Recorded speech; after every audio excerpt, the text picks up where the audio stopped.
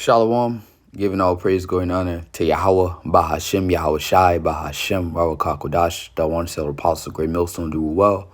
Peace, love, and blessings also to you, brothers on the highways and byways, giving all diligence to make a call and election sure. Just going to be a quick lesson. The brother here from Children of Israel, his channel, I see it titled Gen Z, Answer to Military Draft. Pangs have taken these women in travail. All right. So as you know, the war in the Middle East taking place, basically Israel against the whole brotherhood of Ishmael. All right, the so-called Arabs, Muslims, however you want to identify them as. All right, and people know what time it is. They see these things.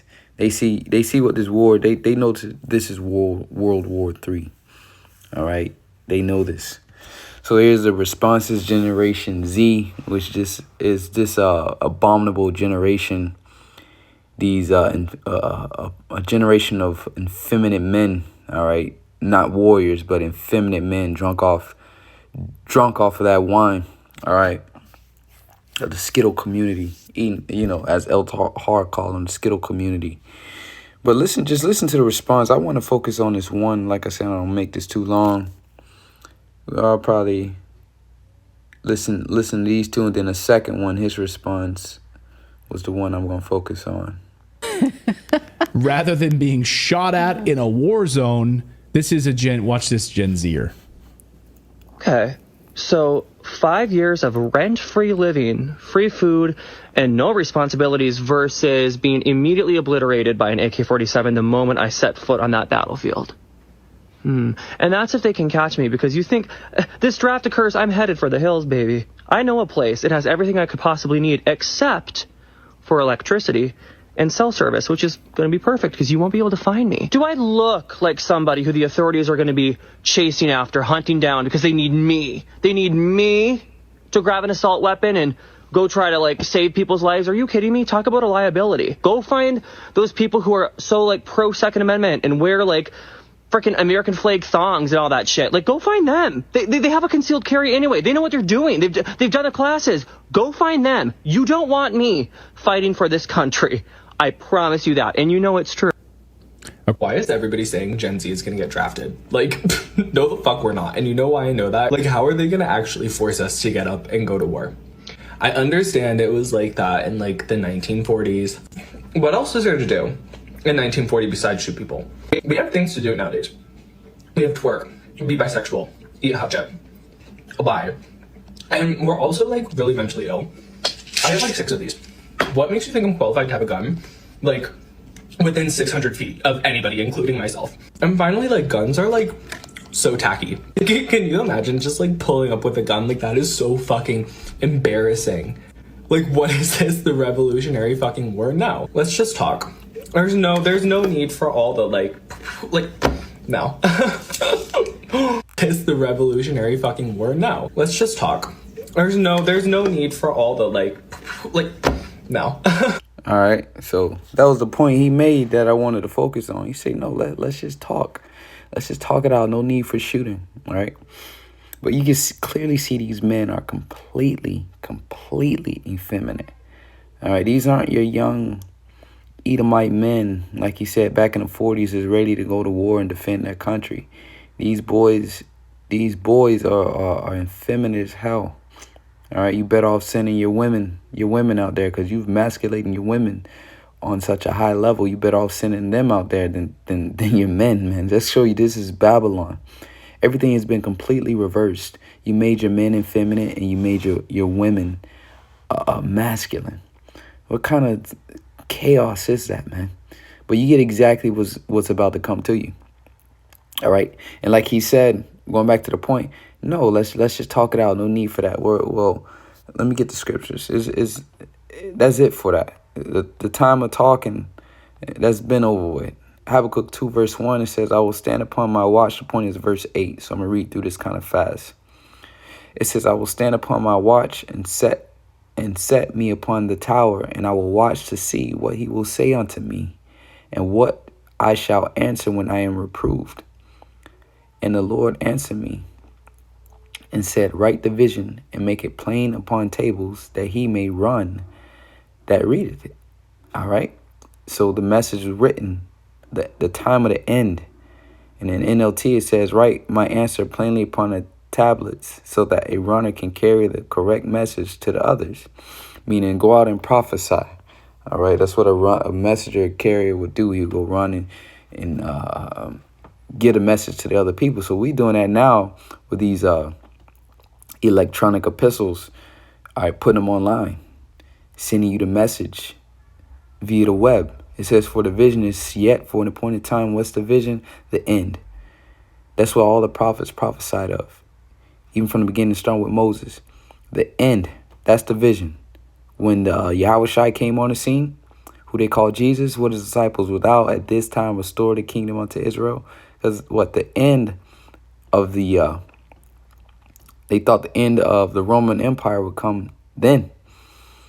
All right, the end of that rulership of the heathens ruling would end there. But no, the Roman Empire, that deadly wound was healed, spoken about in Revelation, and came back, this European power structure you see today.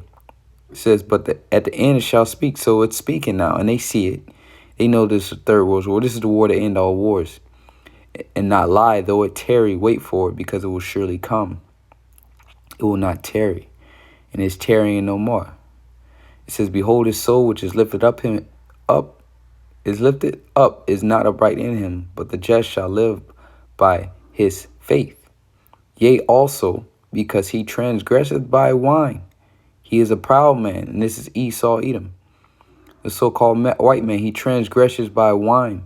His philosophies, his ways of life, and he's proud. He's very proud. Oh, America, the strongest country, and so on and so forth. It says, neither keepeth at home. They don't stay in America and basically govern or manage their internal affairs. All right. They're everywhere else around the world. Neither keepeth at home, who enlarges his desire is as hell. Because that's what he brings to these other countries when he comes with his form of diplomacy. It says, and as death and cannot be satisfied. They can't. They want to invade every country, but gather unto him all nations and heapeth unto him all people. And hey, that's what America is, a melting pot of nations. It says, shall not all these take up a parable against him and a taunting proverb against him and say, woe to him, so sorrow to him that increaseth that which is not his, is not yours. The Lord get every nation their lot, their land, and whatever resources came about, that's theirs. But this is what this is all about, man. Okay? War on resources. It says, woe to him that increases that which is not his, how long? And to him that ladeth himself with thick clay. All right, and you go into that word clay in the Hebrew. All right, it's a batyet, and it's depth, heavy depth. All right, in America is trillions upon trillions of dollars in debt. It says, shall they not rise up suddenly that shall bite thee, and awake that shall vex thee, and thou shalt be booties on booties. It's like a bee for booties unto them. Okay, and thou shalt be booties unto them, meaning spoils.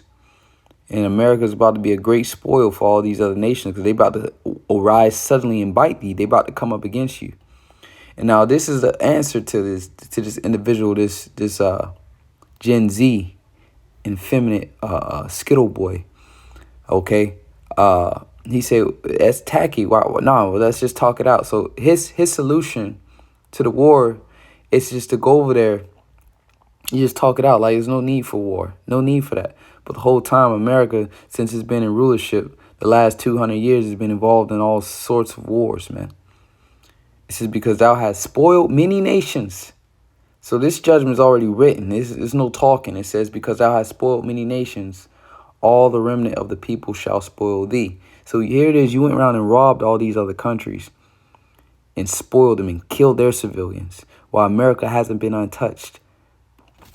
Okay? America has been untouched.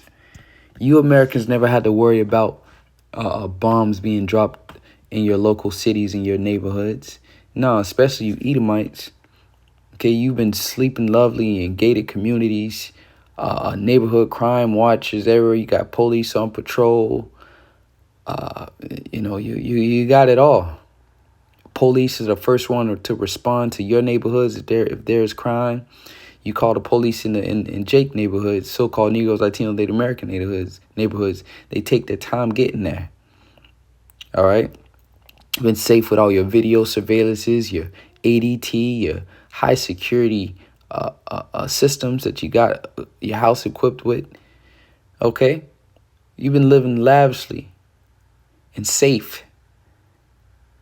While your U.S. military and not only them, but the people you fund, the terrorists and the proxies, you've been having just go around terrorizing these other nations to the point they waking up to bombs and their houses being completely destroyed and basically ending up under rubble, under their houses being suffocated from the bombs hitting it. All right. So because thou hast spoiled many nations, all the remnant of the people shall spoil thee, because of men's blood, and for the violence of the land, of the city, and of all that dwell therein. All right. So let's get this real fast, because the scriptures speak about a draft. Right. Let me get right to the point. 2 Esdras 16:33. The virgins, speaking about the women, shall mourn, having no bridegrooms, no men. The women shall mourn, having no husbands. Their daughters shall mourn, having no helpers. In the wars shall their bridegrooms be destroyed, and their husbands shall perish of famine. Hear now these things, and understand them, ye servants of the Lord. So how we understand, look at this. Here it's talking about a draft. You going to be drafted. Okay? Might not be you in particular, but you men are going to be drafted. So that's my answer.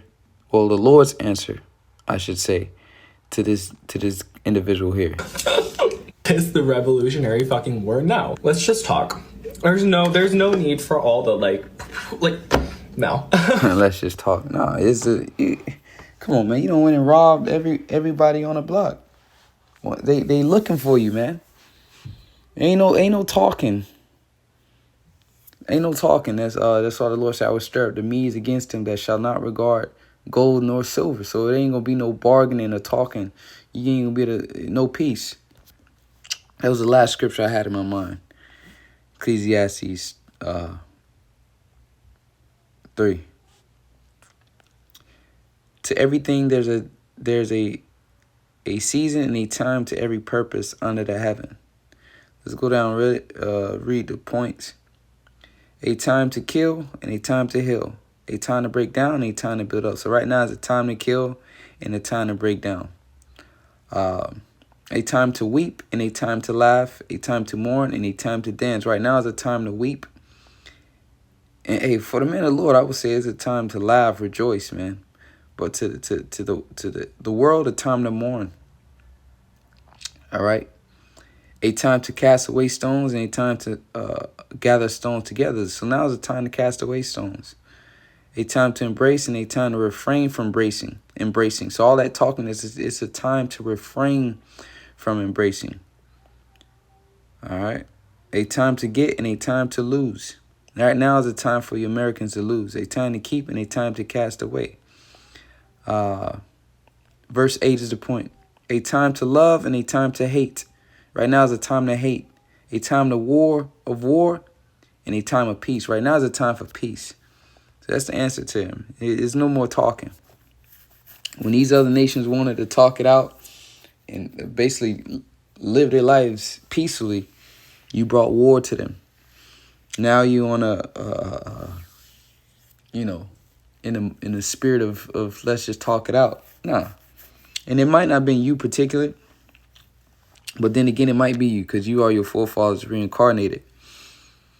But, you have to pay for the sins of them prior to you. That's just how it works. Now, the scriptures do say, the son will not bear the iniquities of his fathers. So if that does happen to take place, why? Because you are your forefather reincarnated. This is that jinn back here today. So that, Lord's willing, this is edifying. Till next time, giving all praises to Yahweh Shai. Shalom to the elect.